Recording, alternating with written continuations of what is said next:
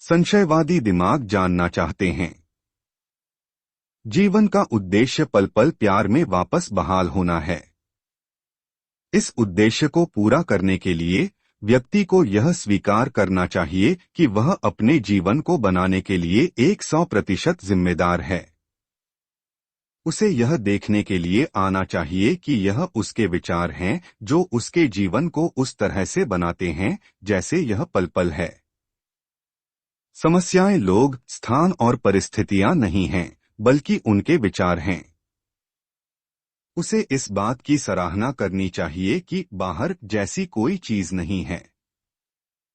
Doctor इहलेकाला हेवलेन। जैसा कि मैंने इस पुस्तक में पहले उल्लेख किया है, मैंने दुनिया का सबसे असामान्य चिकित्सक नामक एक लेख लिखा और इसे अपने ब्लॉग पर पोस्ट किया। मैंने इसे www.mrfera.com में अपनी वेबसाइट पर भी जोड़ा। यह डेविड रिक्लान की एक पुस्तक में भी प्रकाशित किया गया था, 101 महान तरीके अपने जीवन को साबित करने के लिए। यह लेख सबसे व्यापक रूप से वितरित और चर्चित लेख बन गया जो मैंने कभी लिखा था। लोगों ने इसे समाचार समूहों पर पोस्ट किया, इसे दोस्तों को अग्रेषित किया, इसे अपनी व्यक्तिगत और सार्वजनिक ईमेल सूचियों में भेजा, और बहुत कुछ। जाहिर है इसमें संदेश सभी को प्रेरित कर रहा था। यह वही लेख था जिसने मेरे प्रकाशक जॉन विली एंड सन्स का ध्यान आकर्षित किया और मेरे द्वारा आपके लिए इस पुस्तक को लिखने का नेतृत्व किया। लेकिन हर कोई लेख पसंद नहीं करता है। कुछ लोग विश्वास नहीं कर सकते थे कि कोई भी, यहाँ तक कि एक मनोवैज्ञानिक, अस्पताल में मानसिक रूप से बीमार अपराधियों को ठीक करने में मदद कर सकता है। एक व्यक्ति ने डॉक्टर हेवलेन को लिखा और सबूत मांगा। वह व्यक्ति उस मानसिक अस्पताल में डॉक्टर हेवलेन के अनुभवों के बारे में तथ्यों को जानना चाहता था। तो क्या मैं सच्चाई ज्ञात हो गई? यहाँ डॉक्टर हेवलेन ने विस्तृत उत्तर के रूप में क्या लिखा है। कहानी, जैसा कि अधिकांश कहानियां जाती हैं, स्पष्टीकरण की आवश्यकता है। यह सच है कि मैंने हवाई स्टेट हॉस्पिटल में एक शुल्क भुगतान सेवा कर्मचारी मनोवैज्ञानिक के रूप में कई साल बिताए, जो हवाई राज्य स्वास्थ्य विभाग द्वारा संचालित एक मनोरोग सुविधा है। मैंने 1984 से 1987 तक स्टाफ मनोवैज्ञानिक के रूप में 3 साल बिताए, सप्ताह में 20 घंटे एक उच्च सुरक्षा इकाई में पुरुष रोगियों को रखा, जिन्होंने हत्या, बलात्कार, नशीली दवाओं के उपयोग और लोगों और संपत्ति के खिलाफ हमले और बैटरी के आपराधिक कृत्यों को अंजाम दिया था। जब मैंने 1984 में स्टाफ मनोवैज्ञानिक के रूप में उच्च सुरक्षा इकाई में प्रवेश किया, तो सभी एकांत कमरे हिंसक रोगियों से भरे हुए थे। यूनिट में किसी भी दिन दूसरों के खिलाफ हिंसा को रोकने के लिए अपने टखनों और कलाई के आसपास धातु के संयम में कई रोगी थे। मरीजों के खिलाफ रोगियों और कर्मचारियों के खिलाफ रोगियों द्वारा यूनिट में हिंसा एक आम घटना थी। मरीजों को उनकी देखभाल और पुनर्वास में घनिष्ठ रूप से शामिल नहीं किया गया था। कोई इन यूनिट पुनर्वास कार्य गतिविधियां नहीं थीं। कोई ऑफ यूनिट गतिविधियां, मनोरंजन या काम नहीं थे। यूनिट में परिवारों द्वारा दौरा बेहद दुर्लभ था। मनोचिकित्सक की लिखित अनुमति के बिना और केवल टखने और कलाई के संयम के साथ किसी भी मरीज को उच्च सुरक्षा वाली इकाई से बाहर निकलने की अनुमति नहीं दी गई। एक सामान्य रोगी द्वारा यूनिट में रहने की अवधि वर्षों तक चली। मुझे विश्वास है कि लागत लगभग $30,000 प्रति वर्ष थी। वार्ड में स्टाफ की बीमार छुट्टी बहुत अधिक थी। इकाई का भौतिक वातावरण नीरस और कुछ हद तक अस्तव्यस्त था। यूनिट स्टाफ मूल रूप से अद्भुत और देखभाल करने वाले लोगों से बना था। मैंने जो वर्णित किया है वह शायद देश में कहीं और अधिकांश मनोरोग इकाइयों की विशेषता है। जब मैंने जुलाई 1987 में इकाई और सुविधा छोड़ दी, एकांत कमरे अब उपयोग में नहीं थे। 2. कलाई और टखने के संयम अब उपयोग में नहीं थे। 3. हिंसक कृत्य बेहद दुर्लभ थे, आमतौर पर नए रोगियों को शामिल करते थे। 4. मरीज अपनी देखभाल के लिए जिम्मेदार थे, जिसमें यूनिट और सुविधा छोड़ने से पहले आवासीय, काम और कानूनी सेवाओं की व्यवस्था करना शामिल था। 5. जॉगिंग और टेनिस जैसी ऑफ यूनिट मनोरंजक गतिविधियां चल रही थीं, जिन्हें मनोचिकित्सक द्वारा अनुमोदन या टखने और कलाई संयम के उपयोग की आवश्यकता नहीं थी। 6.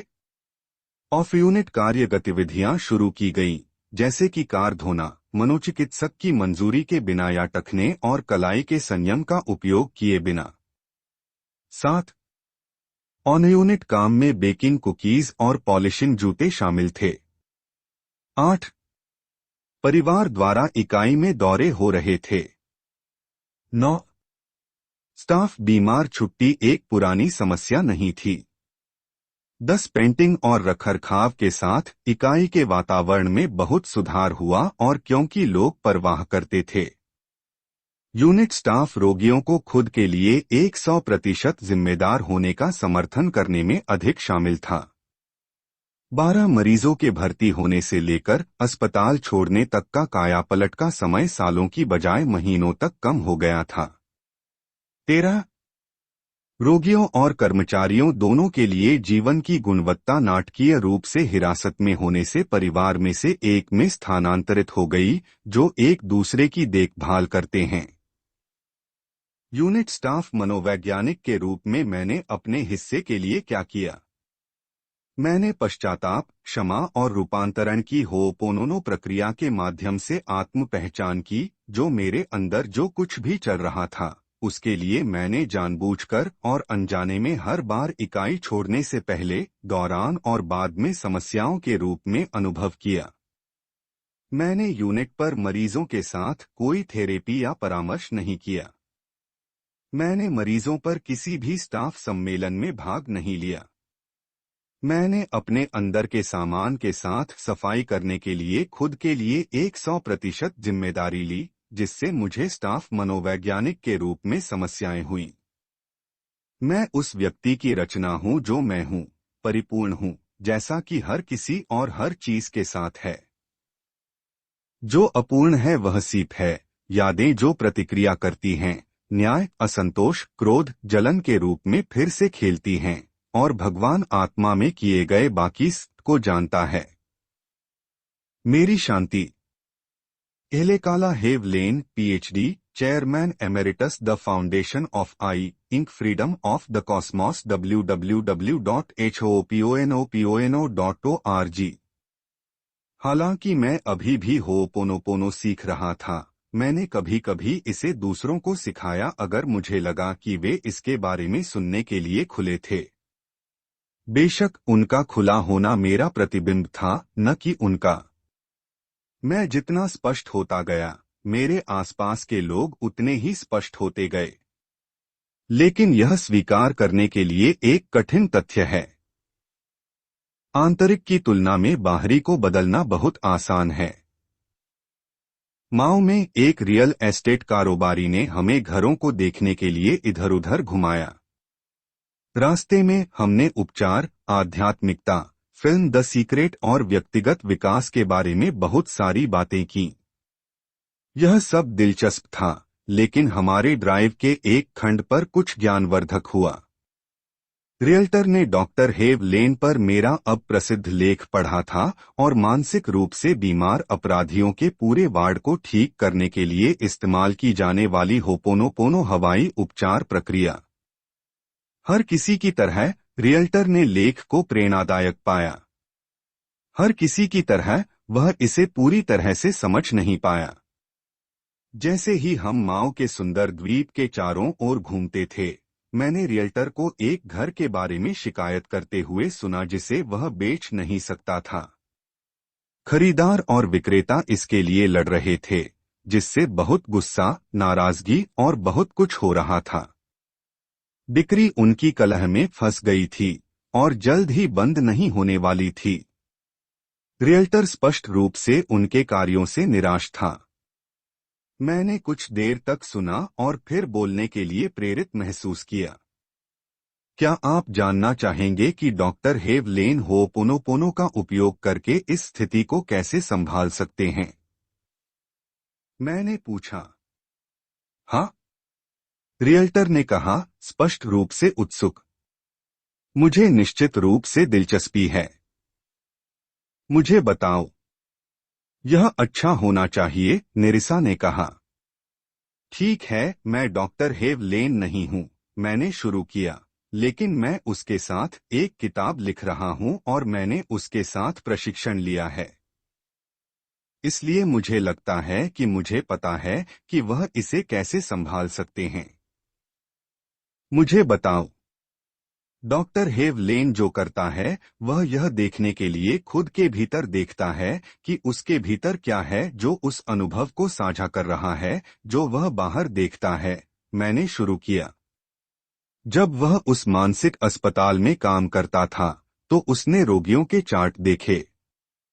चाहे वह उनके कृत्यों पर प्रतिकर्षण महसूस करता था या कुछ और, वह व्यक्ति के साथ व्यवहार नहीं करता था। उन्होंने अनुभव की गई भावनाओं से निपटा।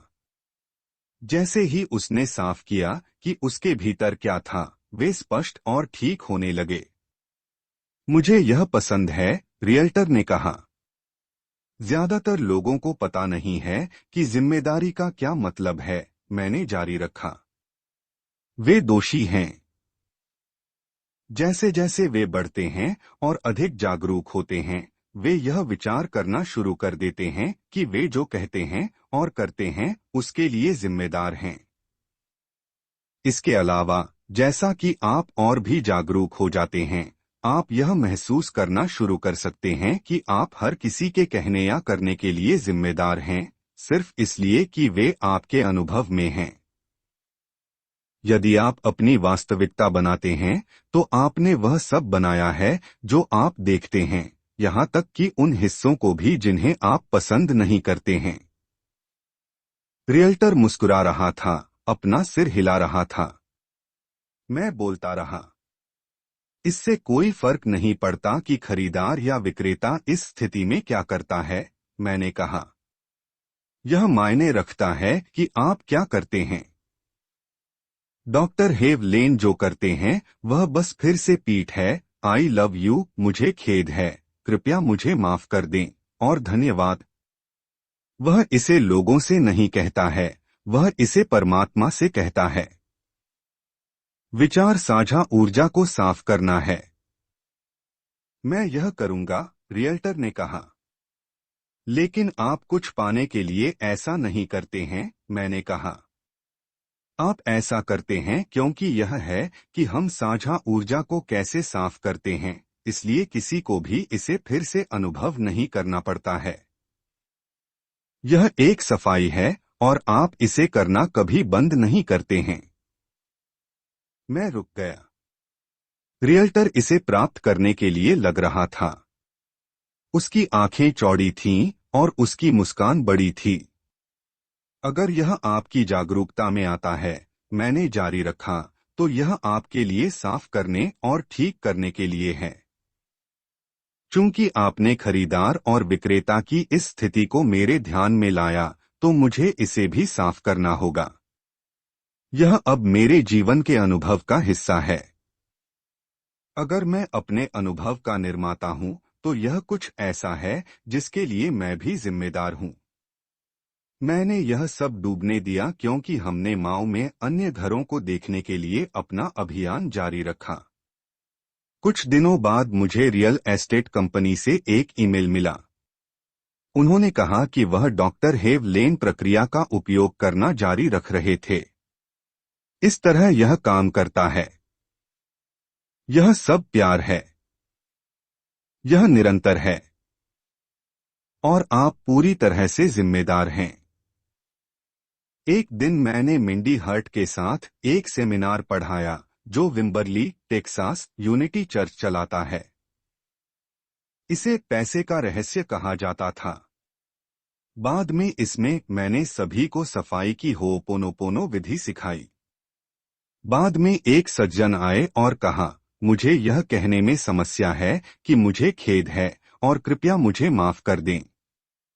क्यों? मैंने पूछा। मैंने यह पहले कभी नहीं सुना था। मैं उत्सुक था। उन्होंने कहा, मैं एक प्यार करने वाले भगवान या देवत्व की कल्पना नहीं कर सकता जिसे मेरे माफी मांगने की जरूरत है। मुझे नहीं लगता कि ईश्वर को मुझे किसी भी चीज के लिए माफ करना चाहिए। मैंने इसके बारे में सोचा और बाद में मुझे पता चला कि मुझे उसे क्या जवाब देना चाहिए था। आप उन बयानों को देवत्व द्वारा माफ करने के लिए नहीं कह रहे हैं, आप उन्हें खुद को साफ करने के लिए कह रहे हैं। तुम उन्हें देवत्व से कहते हो, लेकिन वे तुम्हें शुद्ध करने के लिए हैं। दूसरे शब्दों में, परमात्मा पहले से ही आप पर प्यार बरसा रहा है। यह कभी नहीं रुका। शून्य अवस्था में, जहां शून्य सीमाएं हैं, निकटतम हम इसका वर्णन शुद्ध प्रेम की स्थिति के रूप में कर सकते हैं। यह वहां है, लेकिन आप नहीं हैं। तो यह कहकर, मैं तुमसे प्यार करता हूं, मुझे खेद है, कृपया मुझे माफ कर दें, धन्यवाद, आप अपने भीतर के कार्यक्रमों को साफ कर रहे हैं जो आपको शुद्ध स्थिति में होने से रोक रहे हैं, प्यार। फिर परमात्मा को तुम्हें होपोनोपोनो करने की आवश्यकता नहीं है, लेकिन आपको यह करने की जरूरत है। हाल ही में मुझे मेरे एक प्यारे दोस्त से एक दिल दहला देने वाला ईमेल मिला। उसने पूछा, आप किसी ऐसे व्यक्ति से क्या कहेंगे जो आपकी किताब पढ़ रहा है, जिसने द सीक्रेट देखा है, जो हर दिन आपका ब्लॉग पढ़ता है, जो अपनी पूरी कोशिश करता है, फिर भी टूटा हुआ, दुखी और असफल है। मुझे एक के बाद एक समस्या होती रहती है। यह कभी खत्म नहीं होता।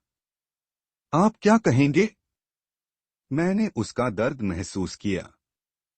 आखिरकार एक बिंदु पर मैं बेघर था। मैं एक दशक तक गरीबी में संघर्ष करता रहा। मेरी रातों रात सफलता को होने में शायद 20 साल लग गए। मुझे पता है कि यह कैसा महसूस करना है कि आप क्विकसैंड में फंस गए हैं। ऐसे व्यक्ति को आप क्या कहेंगे? अतीत में मैं समाधान की पेशकश करता था। मैं कहूंगा कि क्लाउड ब्रिस्टल द्वारा विश्वास करने का जादू पढ़े। फिल्म द सीक्रेट को 7 बार देखें। एक परिदृश्य बनाएं कि आप जीवन को कैसे चाहते हैं। ध्यान करने के लिए हर दिन समय निकालें। आत्मतोड़ फोड़ के मुद्दों पर काम करें। लेकिन यह परिवर्तन के लिए फ्रंटल दृष्टिकोण है। मैंने सीखा है और डॉक्टर हेव लेन प्रमाणित करेगा कि यह दृष्टिकोण शायद ही कभी काम करता है। तो बचा ही क्या है? आप या मैं या कोई भी किसी ऐसे व्यक्ति की मदद कैसे करता है जो फंस गया है और दर्द में है? होपोनोपोनो के अनुसार एकमात्र तरीका खुद को साफ करना है। जो लोग मुझसे पहले आते हैं, जिसमें वह भी शामिल है जिसने मुझे लिखा है, मेरे साथ एक कार्यक्रम साझा कर रहे हैं। उन्होंने इसे मन के वायरस की तरह पकड़ लिया। वे दोषी नहीं हैं। वे फंसा हुआ या घिरा हुआ महसूस करते हैं। मैं उन्हें एक रस्सी फेंक सकता हूं, लेकिन अधिक बार नहीं। वे इसका उपयोग नहीं करेंगे या वे इसका उपयोग खुद को लटकाने के लिए करेंगे। तो आप क्या करते हैं? मैं बस इतना कर सकता हूं कि मुझे साफ कर दूं। जैसे ही मैं मुझे साफ करता हूं, वे साफ हो जाते हैं। जैसे ही हम अपने द्वारा साझा किए गए कार्यक्रमों को साफ करते हैं, वे सभी मानव जाति उठाए जाते हैं। इन दिनों मैं बस यही कर रहा हूं। यह वही है जो डॉक्टर हेव लेन ने पहली बार मुझे बताया था कि उसने किया था, उस पहले फोन कॉल पर जो हमने बहुत पहले किया था। मैं जो कुछ भी करता हूं वह साफ साफ साफ है। मैं बस इतना कहता हूं, मैं तुमसे प्यार करता हूं, मुझे खेद है, कृपया मुझे माफ कर दें, और धन्यवाद। बाकी सब देवत्व पर निर्भर है। मुझे नहीं लगता कि यह हृदयहीन है, बल्कि सबसे हार्दिक बात है जो मैं कर सकता हूँ। और यह वही है जो मैं अभी कर रहा हूँ, यहाँ तक कि मैं इन शब्दों को लिखता हूँ। अंत में इस आध्यात्मिक पंचलाइन पर विचार करें। चूंकि मुझे लिखने वाले इस व्यक्ति की कहानी अब आपके अनुभव का हिस्सा है, इसका मतलब है कि यह आपके लिए भी ठीक होने के लिए है। आखिरकार, यदि आप अपनी वास्तविकता बनाते हैं, तो आपको यह स्थिति भी बनानी थी, क्योंकि यह अब आपकी वास्तविकता का हिस्सा है। मेरा सुझाव है कि आप इसे ठीक करने के लिए आई लव यू कथनों का उपयोग करें। जैसा कि आप खुद को ठीक करते हैं, जिस व्यक्ति ने मुझे लिखा है, और हर कोई जो उस कार्यक्रम को साझा करता है, बेहतर हो जाएगा।